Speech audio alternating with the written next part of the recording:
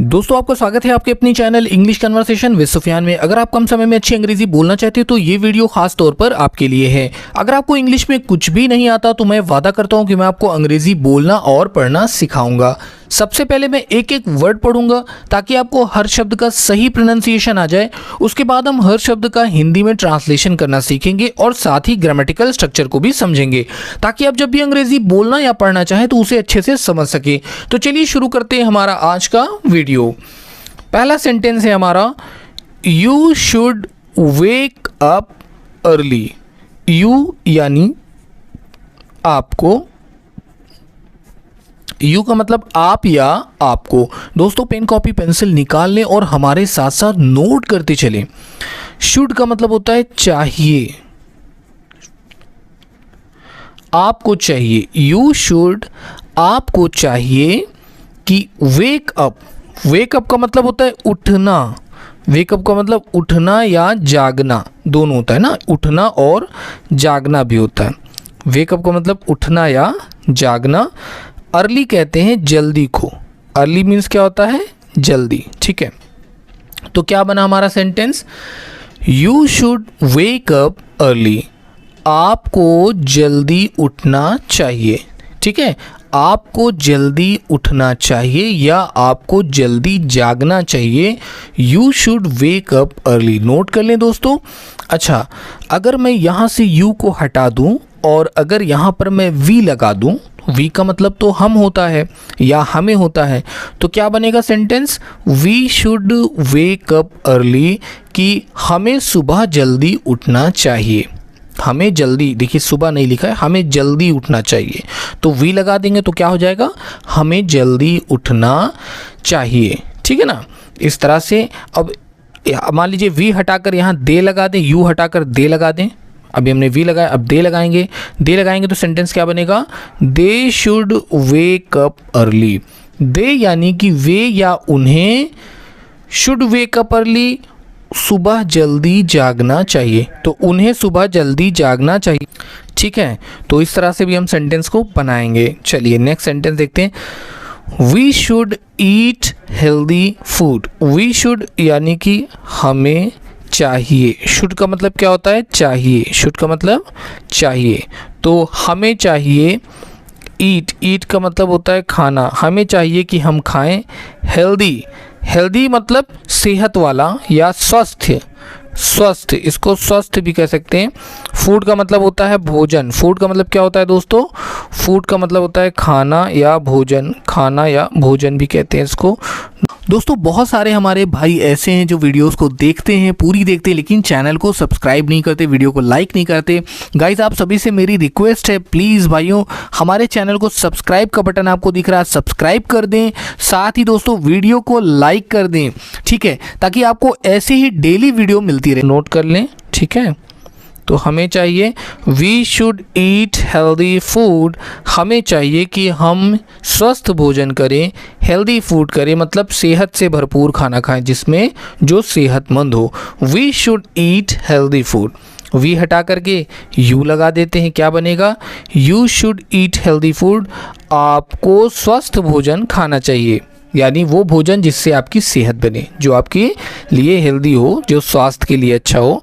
तो you should eat healthy food. आपको स्वस्थ भोजन करना चाहिए। अच्छा, they need to work harder. They यानी कि उन्हें। देखिए दे का मतलब वे भी होता है और दे का मतलब उन्हें भी होता है। नोट कर लें। तो उन्हें, नीड का मतलब ज़रूरत। नीड का मतलब ज़रूरत या आवश्यकता। ठीक है, नोट कर लें, नीड का मतलब क्या होता है, ज़रूरत या आवश्यकता। तो उन्हें ज़रूरत है टू, कि वर्क। वर्क का मतलब होता है काम करना। वर्क का मतलब काम करना। तो उन्हें ज़रूरत है कि वो काम करे हार्डर, और मेहनत से। हार्डर का मतलब अधिक मेहनत से। अधिक मेहनत, अधिक मेहनत अधिक मेहनत से, हार्डर यानी अधिक मेहनत से, तो they need to work harder, उन्हें ज़रूरत है कि वो अधिक मेहनत से काम करें। अब यहाँ पे दे हटा करके हम यू का इस्तेमाल भी कर सकते हैं। अगर हम कहें you need to work harder, कि आपको अधिक मेहनत करने की आवश्यकता है, आपको अधिक मेहनत करने की ज़रूरत है। ठीक है, तो इस तरह से सेंटेंस हमारा बनेगा। I forgot my keys at home. दोस्तों, अगर आप बिगिनर हैं या अभी अभी आपने इंग्लिश बोलने की शुरुआत की है, तो मैं आपको यही सजेशन देना चाहूँगा कि छोटे छोटे वर्ड से और फिर छोटे छोटे सेंटेंस से शुरुआत करें। स्टार्टिंग में आपको क्या करना है कि डेली आप एक अपना रूटीन बनाएं कि आपको 5 वर्ड्स डेली यूज़ करना है। अब आपको कहाँ यूज़ करना है दोस्तों, ये आप दिमाग लगाइए कि आप कैसे इस्तेमाल करेंगे, उसका कहाँ यूज़ करेंगे, लेकिन 5 शब्दों का यूज़ करना है और 5 सेंटेंसेस का यूज़ करना है डेली लाइफ में, एवरी डे। ठीक है, आप 1 महीने तक इस रूटीन को अपना कर देखिए दोस्तों, उसके बाद आकर के मेरे वीडियोस में कमेंट करिएगा कि कितना इफ़ेक्ट पड़ा आपकी लाइफ में। यहाँ पे मैंने जो ये वीडियो में लेकर के आया, यहाँ पे आपको स्मॉल सेंटेंसेस के वीडियोस भी आते हैं, लॉन्ग सेंटेंसेस के। हो सकता है कि आप पहली बार ये वीडियो देख रहे हो दोस्तों, तो इतना समझ में चीज़ें हो सकता है कम आए, तो आप हमारे साथ जुड़े रहें। 2, 4, 5 वीडियो जब आप देखेंगे तो आपको चीज़ें और अच्छे से समझ में आने लगेंगी। ठीक है, आई फॉरगॉट, आई का मतलब होता है मैं, और फॉरगॉट का मतलब भूल गया। फॉरगॉट का मतलब क्या होता है, भूल गया। ठीक है ना, मैं भूल गया। माई यानी मेरी। देखिए, फॉरगेट का मतलब होता है भूलना। फॉरगेट का मतलब क्या होता है, भूलना। और अगर कहीं पर फॉरगॉट लिखा है तो फॉरगॉट का मतलब होता है भूल गया, मैं भूल गया। क्या भूल गया, माई यानी मेरी। कीज़ का मतलब चाबियाँ, कीज़ का मतलब चाबियाँ। मैं अपनी चाबियाँ भूल गया। एट का मतलब हो गया पर, होम कहते हैं घर को, तो मैं अपनी चाबियाँ घर पर भूल गया। I forgot my keys at home, मैं अपनी चाबियाँ घर पर भूल गया। I forgot my keys at home, क्या हो जाएगा, I forgot my keys at home, मैं अपनी चाबियाँ घर पर भूल गया। फिर उसके बाद क्या है, अच्छा यहाँ पे आई हटाकर यू का यूज़ भी कर सकते हैं, वी का यूज़ भी कर सकते हैं कि वी फॉरगॉट माई की, वी फॉरगॉट आवर कीज़ हो जाएगा, फिर माई नहीं रहेगा, माई हट जाएगा, आवर लग जाएगा कि हम अपनी चाबियाँ घर पर भूल गए। ठीक है ना, अगर दे लगेगा तो देयर यूज़ हो जाएगा, they forgot their keys at home, कि वे अपनी चाबियाँ घर पर भूल गए। You must follow the rules, you यानी आपको। ठीक है, यू का मतलब आप या आपको। देखिए, क्योंकि रीज़न क्या है कि सेंटेंस के अकॉर्डिंग चीज़ें बदलती हैं। जहाँ पर अगर आप देखेंगे यू का मतलब आप होता है, लेकिन ये आपको के लिए भी इस्तेमाल करते हैं यू का। आपको मस्ट का मतलब होता है अवश्य, नोट कर लें दोस्तों, मस्ट का मतलब क्या होता है, अवश्य या ज़रूर। फॉलो का मतलब होता है पालन करना या अनुसरण करना, फॉलो का मतलब पालन करना, तो आपको अवश्य पालन करना चाहिए रूल्स यानी नियमों को। ठीक है, रूल्स का मतलब नियम या नियमों को, आपको नियमों का पालन अवश्य करना चाहिए। You must follow the rules, आपको नियमों का पालन अवश्य करना चाहिए। You must follow the rules. ठीक है, इस तरह से। अच्छा, यू मस्ट, अच्छा दे लगा देंगे, they must follow the rules, उन्हें नियमों का पालन अवश्य करना चाहिए। ठीक है ना, उन्हें नियमों का पालन अवश्य करना चाहिए। I must follow the rules, मुझे नियमों का पालन अवश्य करना चाहिए। वी अगर लगा दे दोस्तों यू हटा करके, वी का मतलब क्या होता है, हम या हमें। वी का मतलब क्या होता है, हम या हमें, तो वी मस्ट फॉलो, हमें ज़रूर पालन करना चाहिए द रूल्स यानी नियमों का। We must follow the rules, हमें नियमों का पालन अवश्य करना चाहिए। चलिए आगे बढ़ते हैं दोस्तों।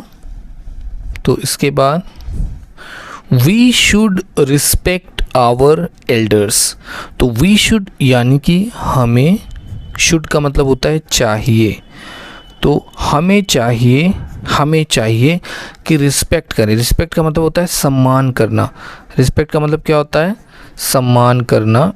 हमें चाहिए कि हम सम्मान करें हमारे एल्डर्स यानी बड़ों, हमसे जो बड़े हैं, जो बुज़ुर्ग हैं, जो वयस्क हैं, ठीक है। We should respect our elders, हमें अपने बड़ों का आदर करना चाहिए। रिस्पेक्ट का मतलब होता है सम्मान करना या आदर करना। नोट कर लें दोस्तों, रिस्पेक्ट मीन्स क्या होता है, सम्मान करना या आदर करना। You should respect your elders, देखिए अगर हमने यू का इस्तेमाल किया तो यहाँ पे योर हो जाएगा, क्योंकि तुम और तुम्हारे, वी और हमारे, वी का मतलब हम और हमारे, देखा ना, हम और हमारे हो गया। अगर यू होगा तुम तो तुम का तुम्हारे हो जाएगा। अच्छा, अगर वे हो जाएगा, वे का उनका देयर हो जाएगा, ठीक है ना, वे और उनका। तो they should respect their elders, तो उन्हें चाहिए कि वे अपने बड़ों का सम्मान करें। दे शुड रिस्पेक्ट, उन्हें चाहिए कि वे सम्मान करें देयर एल्डर्स, उनके बड़ों का, उनके जो बुज़ुर्ग हैं, जो उनके बड़े हैं, ठीक है। They are playing in the garden, क्या हो जाएगा, दे आर प्लेइंग, वे हैं, प्लेइंग का मतलब खेल रहे, प्लेइंग का मतलब क्या होता है, खेल रहे। देखिए प्ले का मतलब होता है खेलना, और आईएनजी लगा है तो इसका मतलब वो काम कंटिन्यूस है, जारी है, लगातार चल रहा है। तो दे आर प्लेइंग, वे खेल रहे हैं। इन का मतलब क्या होता है, में, इनका मतलब क्या होता है, में। इन द गार्डन, गार्डन कहते हैं बागीचे को, ठीक है। और द यहाँ पे क्या है, आर्टिकल है दोस्तों। आप जानते हैं कि आर्टिकल का कोई मीनिंग नहीं होता है, लेकिन आर्टिकल हम कई जगहों पर यूज़ करते हैं, ठीक है। तो आप सिंपल भाषा में समझें तो द का यूज़ सेंटेंस को थोड़ा खूबसूरत बनाने के लिए किया जाता है, ठीक है। तो they are playing in the garden, वे बागीचे में खेल रहे हैं। They are playing in the garden, वे बागीचे में खेल रहे हैं। We are playing in the garden, हम बागीचे में खेल रहे हैं। या I am playing in the garden, मैं बागीचे में खेल रहा हूँ। देखिए आई के साथ एम आ जाएगा। आर का इस्तेमाल वहाँ करते हैं जहाँ एक से ज़्यादा लोग होते हैं, वहाँ पर हम आर का यूज़ करते हैं ना। दे में आर लगेगा, वी लगाएंगे अगर तो वी में भी आर लग जाएगा। वी का मतलब हम होता है, दे का मतलब वे, और आई लगा देंगे तो आई में तो एक इंसान आ गया, सिंगुलर मैं, तो आई के साथ फिर एम लगेगा, आर नहीं लगेगा, ठीक है। आई am playing in the garden, कि मैं बागीचे में खेल रहा हूँ, ठीक है। चलिए आगे बढ़ते हैं। और दोस्तों जैसा कि मैंने आप लोगों से कहा है कि आप 5 वर्ड्स और 5 सेंटेंसेस डेली यूज़ करें। डेली दिमाग लगाएं, सोचें कि कौन सा सेंटेंस हम कहाँ यूज़ कर सकते हैं। इस तरह से जिस दिन आपने सीखना समझना शुरू कर दिया, याद रखिए इंग्लिश बहुत आसान हो जाएगी, बहुत ईजी हो जाएगी, और आप खुद आकर के मुझे कमेंट करेंगे कि वाकई में कितना बदलाव आया आपके जीवन में। We are having lunch right now, ठीक है ना। वी आर, वी का मतलब हम, आर का मतलब हैं, हैविंग का मतलब कर रहे। देखिए अब यहाँ हैविंग का मतलब कर रहे नहीं होता है, हैविंग का मतलब किसी चीज़ को कंज्यूम करना, किसी चीज़ का उपभोग करना, इस्तेमाल करना, ठीक है। तो वी आर हैविंग, हम कर रहे हैं, क्या कर रहे हैं, लंच कर रहे हैं। लंच का मतलब होता है नाश्ता, तो हम नाश्ता कर रहे हैं अभी, या इस वक्त, अभी हम नाश्ता, राइट नाउ अभी तुरंत, अभी तुरंत, राइट नाउ अभी तुरंत के लिए यूज़ करते हैं, ठीक है, कि अभी तुरंत हम क्या कर रहे हैं, हम नाश्ता करें। तो we are having lunch right now, अभी तुरंत हम नाश्ता कर रहे हैं। We are having lunch right now, अभी तुरंत हम नाश्ता कर रहे हैं। We are having lunch right now, अभी तुरंत हम नाश्ता कर रहे हैं, ठीक है ना। अच्छा, you are having lunch right now, तुम अभी नाश्ता कर रहे हो। दे आर हैविंग, दे है तब भी आर लग जाएगा, वी है तब भी आर, यू है तब भी आर लगेगा, ठीक है ना।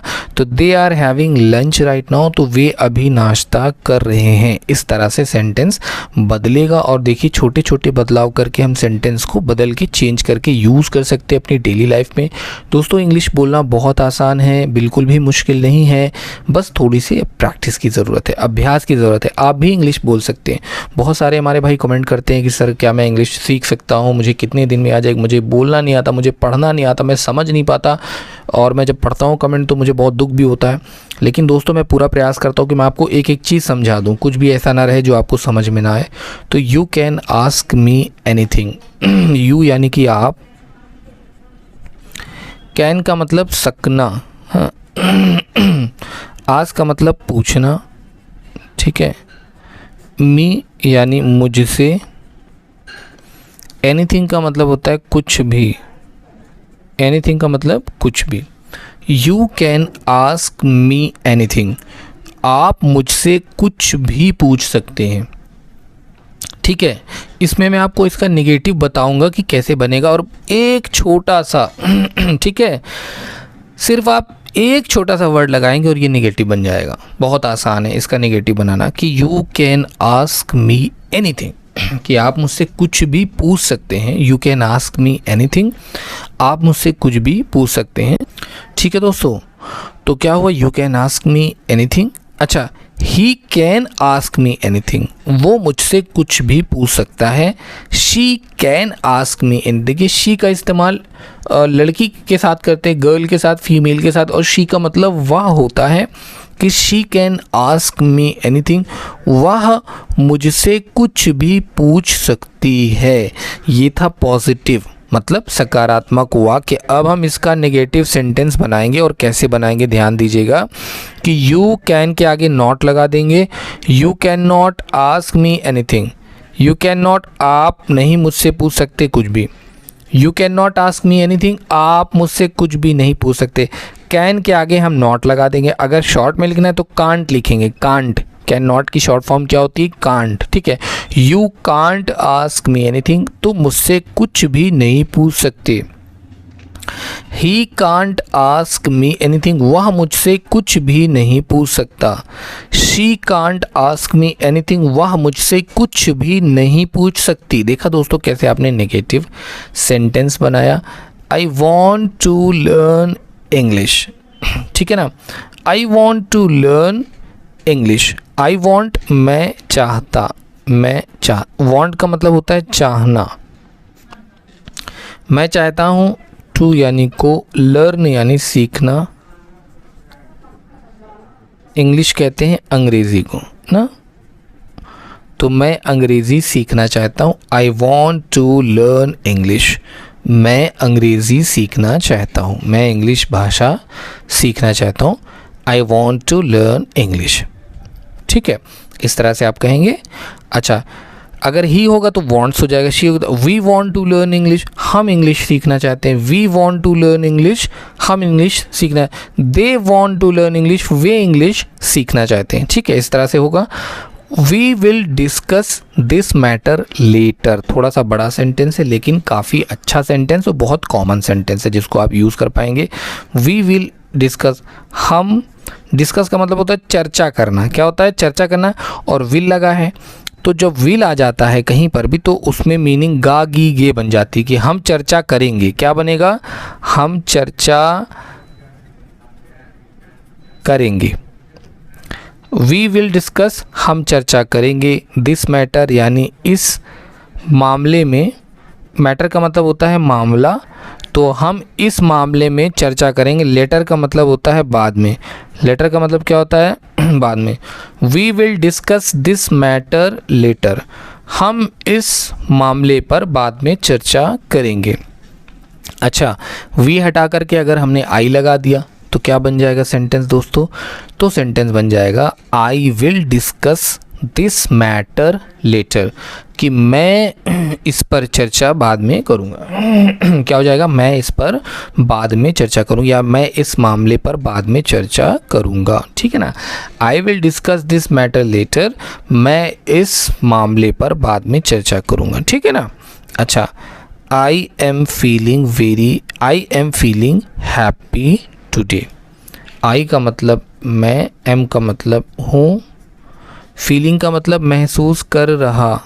फीलिंग का मतलब क्या हो जाता है, महसूस कर रहा। देखिए, फील का मतलब तो होता है महसूस करना। फील का अगर खाली फील पढ़ें, FEEL, फील का मतलब होता है महसूस करना। ठीक है, लेकिन जब वर्ब के साथ ING जुड़ जाती है तो इसका मतलब होगा महसूस कर रहा। फीलिंग महसूस कर रहा है। हैप्पी का मतलब खुश, और टुडे का मतलब आज। तो आज मैं खुश महसूस कर रहा हूँ। आई एम फीलिंग हैप्पी टुडे, आज मैं खुश महसूस कर रहा हूँ। चलिए आगे बढ़ते हैं।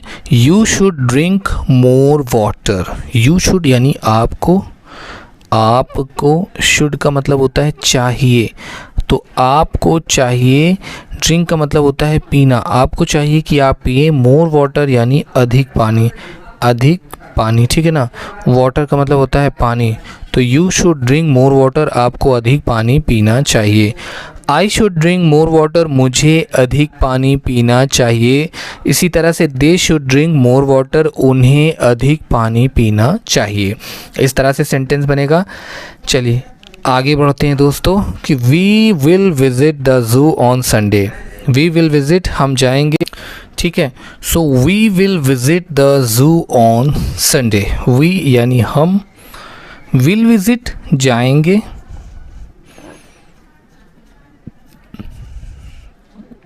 ज़ू का मतलब होता है चिड़ियाघर। ऑन संडे, ऑन यानी पर, और संडे कहते हैं रविवार को या रविवार को। पर या को के सेंस में देखिए ऑन के कई सारे मीनिंग्स होते हैं। तो we will visit the zoo on Sunday, हम रविवार को चिड़ियाघर जाएंगे। उसके बाद है they live in a small village. They यानी कि वे, लिव का मतलब होता है रहना, इन का मतलब में, एक, स्मॉल का मतलब छोटा या छोटे। वे एक छोटे गांव में रहते, विलेज का मतलब गांव होता है, ठीक है।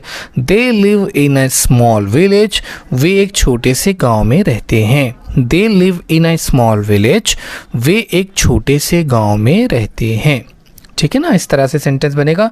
We play football every evening, तो हम, प्ले का मतलब खेलना, ठीक है ना।